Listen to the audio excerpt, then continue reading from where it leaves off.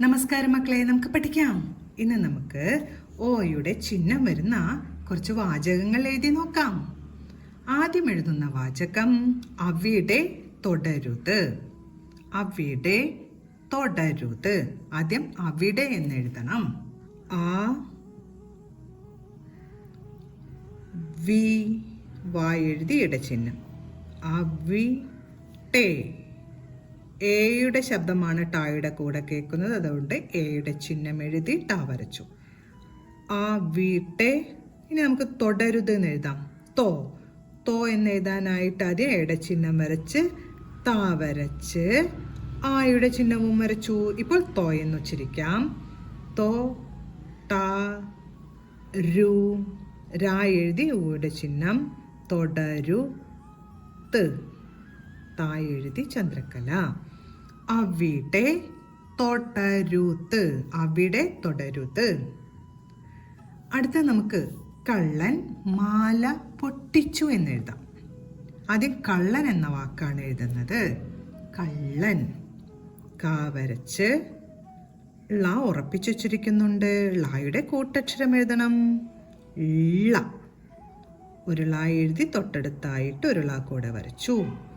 കള്ള എൻ എന്ന ചില്ലക്ഷരം വരച്ചു.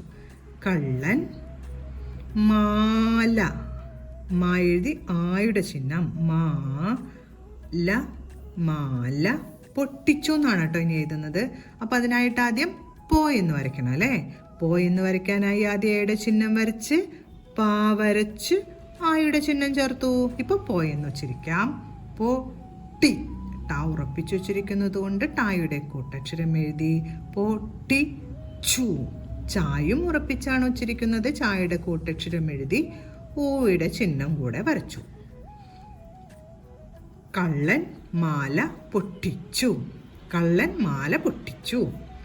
അടുത്ത് നമുക്ക് കൈകൊട്ടി വിളിച്ചു എന്ന് എഴുതാം. കൈകൊട്ടി വിളിച്ചു. ആദ്യത്തെ വാക്ക് കൈകൊട്ടി എന്നാണ് കേട്ടോ എഴുതുന്നത്. കൈ ഐയുടെ ചിഹ്നം വരച്ച് ക വരച്ചു. കൈ കൊട്ടി കൊട്ടി ട ഉറപ്പിച്ചു വച്ചിരിക്കുന്നത് കൊണ്ട് ടായുടെ കൂട്ടക്ഷരം എഴുതി. കൈ കൊട്ടി കൈകൊട്ടി വിളിച്ചു എന്ന് എഴുതാം. വിളിച്ചു വാ എഴുതി ഈയുടെ ചിഹ്നം വരച്ചു. വിളി ള എഴുതി ഈയുടെ ചിഹ്നം വരച്ചു. വിളിച്ചു.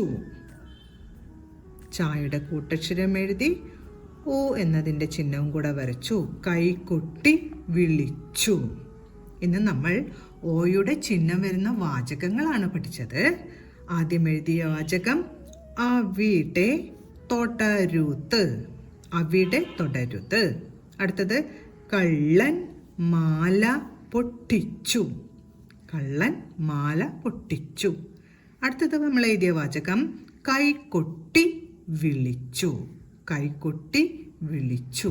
ഓയുടെ ചിഹ്നം വരുന്ന നമ്മൾ ഇന്ന് പഠിച്ച വാചകങ്ങളെല്ലാം എഴുതി പഠിക്കാൻ ശ്രമിക്കണം. അടുത്ത ക്ലാസ്സിൽ കാണാം മക്കളെ. നമസ്കാരം.